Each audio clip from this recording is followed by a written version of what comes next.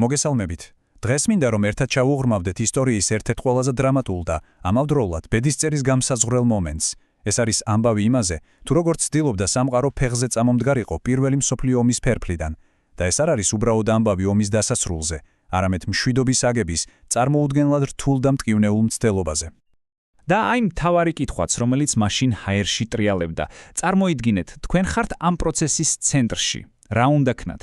როდესაც მთელი სამყარო ფაქტობრივად ფერფლად არის ქცეული, საიდან იწყებს შენებას?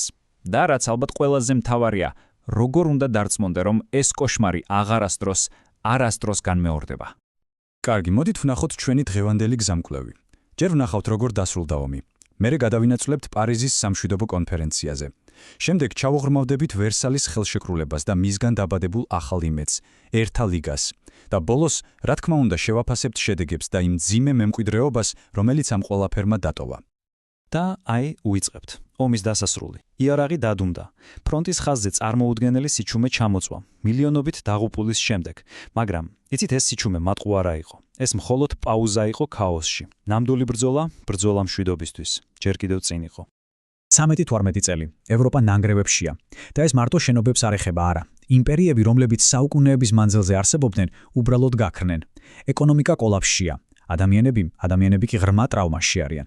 ხო და ეს ზავი, ეს არ იყო გამარჯვების ზეიმი. ეს იყო კოლექტიური ამოსუნთქვა. და ჰაერში ეკიდა ესეთი კითხვა: რა მოდის შემდეგ? რას ვაშენებთ ამ ნანგრევებზე? ახალ, უკეთეს სამყაროს თუ უბრალოდ ვემზადებით შემდეგი, კიდევ უფრო საშინელი რაუნდისთვის? და აი, სწორედ ამ კითხვებზე პასუხის გასაცემად იკრიბება მსოფლიო პარიზში. პარიზის სამშვიდობო კონფერენცია. წარმოიდგინეთ ეს სცენა. გამარჯვებული ქვეყნების ლიდერები ერთ ოთახში სხედან და ფაქტობრივად სარიელ ფურცელზე ხაზავენ ახალი სამყაროს საზღვრებს. ისინი არიან ახალი ეპოქის არქიტექტორები. თუმცა ამ არქიტექტორებს შორის სრული ერთობა ნამდვილად არ იყო. მთავარ როლს 4 ადამიანი თამაშობდა, ეგრეთ წოდებული დიდი ოთხეული. და აქ იწყება ნამდვილი დრამა, რადგან თითოეულ მათგანს ამ მაგიდასთან თავისი ისტორია, თავისი მიზნები და რას მთავარია, თავისი ქვეყნის ჭრილობები მოჰქონდა. და ეს ყველაფერი, რა თქმა უნდა, საქმეს ძალიან ართულებდა. მოდით უფრო კარგად შევხედოთ ამ დაპირისპირებას. ეს იყო ფაქტობრივად ორი სამყაროს შეჯახება. ერთ მხარეს გვყავს ამერიკის პრეზიდენტი ვუდრო ვილსონი. ის ოკეანის გაღმიდან ჩამოვიდა იდეებით სავსე. მისი 14 პუნქტი. ეს იყო ოცნება ახალ სამართლიან სამყაროზე, სადაც ომი აღარ იქნებოდა. მეორე მხარეს კი არის ჯორჯ კლემანსო, საფრანგეთის პრემიერი, მეტსახელად ვეფხვი. კაცი, რომელსაც თავისი სიცოცხლის განმავლობაში ორჯერ მოუწია გერმანიის შემოჭრის გადატანა. მისთვის ვილსონის იდეალიზმი უბრალოდ ლამაზი სიტყვები იყო. მას ერთი რამ უნდოდა: გარანტია, რომ გერმანია მესამედაც ვეღარასდროს შეძლებდა საფრანგეთზე თავდასხმას, ანუ გერმანიის დასუსტება, ნებისმიერ ფასად. და აი ამ ორი უკიდურესობის, ამერიკული იდეალიზმისა და ფრანგული პრაგმატიზმის ჭიდილში იბადება დოკუმენტი, რომელმაც მთელი მე-20 საუკუნე განსაზღვრა: ვერსალის ხელშეკრულება. ქაღალდზე მისი მიზანი მშვიდობა იყო, მაგრამ რეალურად ბევრისთვის ეს იყო უბრალოდ მწარე მშვიდობა. მშვიდობა, რომელმაც კი არ დაასრულა კონფლიქტი, არამედ ჩადო ნაღმი მომავალი კიდევ უფრო დიდი ომისთვის. დავიწყოთ ყველაზე თვალსაჩინოთი ფულით. 132 მილიარდი. უბრალოდ დაფიქრდით ამ ციფრზე. 132 მილიარდი ოქროს მარკა. ეს იმ დროისთვის წარმოუდგენელი ასტრონომიული თანხაა. ეს არ იყო უბრალოდ კომპენსაცია. ეს იყო სასჯელი, რომელმაც გერმანიის ეკონომიკა ფაქტობრივად მუხლებზე დააჩოქა და რაც მთავარია, გახდა ეროვნული დამცირების სიმბოლო მთელი თაობისთვის. და ფულს ემატებოდა მიწა. გერმანიამ დაკარგა თავისი ტერიტორიის 13%. ეს შეიძლება არც ისე ბევრად ჟღერდეს, მაგრამ ამ 13%-ში შედიოდა უმნიშვნელოვანესი სამრეწველო ზონები. ანუ, მათ წაართვეს ფულიც და იმის საშუალებას, რომ ეს ფული ეშოვათ. ეს იყო ორმაგი დარტყმა. მაგრამ ყველაზე მტკივნეული იცით რა იყო? არც ფული და არც ტერიტორიები. ეს იყო მორალური დარტყმა. ხელშეკრულებაში იყო ეგრეთ წოდებული ომის დანაშაულის მუხლი, რომელიც შავით თეთრზე წერდა, რომ ომის დაწყებაში დამნაშავე იყო მხოლოდ და მხოლოდ გერმანია. ამას დაუმატეთ თითქმის სრული განიარაღება, არმიის დაშლა, რაინლანდის ანუ საფრანგეთის საზღვარის დემილიტარიზაცია და ბოლოს ყველა კოლონიის ჩამორთმევა. წარმოგიდგენიათ?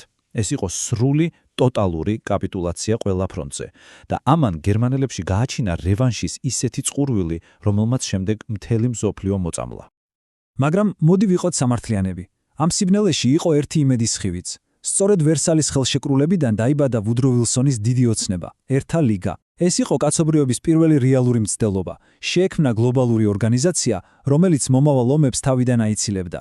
იდეა იყო, რომ ერთად დავმდგარიყავით და კონფლიქტები იარაღის ნაცვლად სალაპარაკო მაგიდასთან გადაგვეწყვიტა. და ამ იდეის გულში იდო ერთი ფუნდამენტური პრინციპი – კოლექტიური უსაფრთხოება. რას ნიშნავს ეს? ძალიან მარტივ რამეს. თუ ვინმე თავს დაესხმება ჩვენი კლუბის ერთ-ერთ წევრს, ეს ნიშნავს, რომ ის ყველას გვესხმის თავს და ჩვენ ყველანი ერთად დავიცავთ მას და გავაჩერებთ აგრესორს. ანუ, სამი მუშკეტერის პრინციპი, ერთი ყველასათვის და ყველა ერთისათვის, ოღონდ უკვე მსოფლიო დონეზე. კარგი, თეორია გასაგებია, მაგრამ პრაქტიკაში როგორ იმუშავებდა? მექანიზმი ასეთი იყო. ვთქვათ, ორ ქვეყანას შორის პრობლემა შეიქმნა. პირველი ნაბიჯი. ისინი მოდიან ლიგაში და ცდილობენ დალაპარაკებას. თუ დიპლომატია არ ჭრის, გადავდივართ მეორე ფაზაზე. ეკონომიკური სანქციები. ანუ მთელი მსოფლიო წყვეტს აგრესორთან ვაჭრობას. და თუ არც ამან იმუშავა, მაშინ უკვე უკიდურეს შემთხვევაში დგება მესამე ნაბიჯი, კოლექტიური სამხედრო ჩარევა. ქაღალდზე, ხომ ხვდებით, ყველაფერი იდეალურად გამოიყურებოდა, არა? და აი, მივადექით ყველაზე მთავარს. რა დაგვიტოვა ამ ყველაფერმა? რა არის ვერსალის მემკვიდრეობა? სამწუხაროდ ამ ხელშეკრულებამ და მისმა შვილობილმა ერთა ლიგამ მე-20 საუკუნეზე მართლაც ძალიან გრძელი და ძალიან ბნელი ჩრდილი დატოვა. ალბათ არაფერი აღწერს ამას უკეთ, ვიდრე საფრანგეთის მარშალის ფერდინანდ ფოშის სიტყვები. როდესაც მან პირველად წაეკითხა ხელშეკრულების პირობები, მან თქვა: ეს არ არის მშვიდობა, ეს არის ზავი 20 წლის განმავლობაში. წარმოგიდგენიათ, 20 წელი.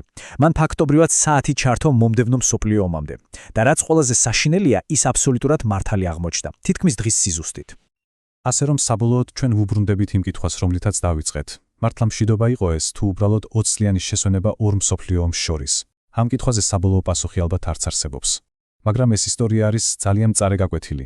გაკვეთილი იმის შესახებ, თუ რაოდენ მყიფეა მშვიდობა და რა საშიშია, როდესაც ომის შემდეგ გამარჯვებული სურვილის სამართლიანობის აღდგენა კი არა, შურისძიებაა. ეს არის კითხვა, რომელზეც დაფიქრება დღესაც ღირს.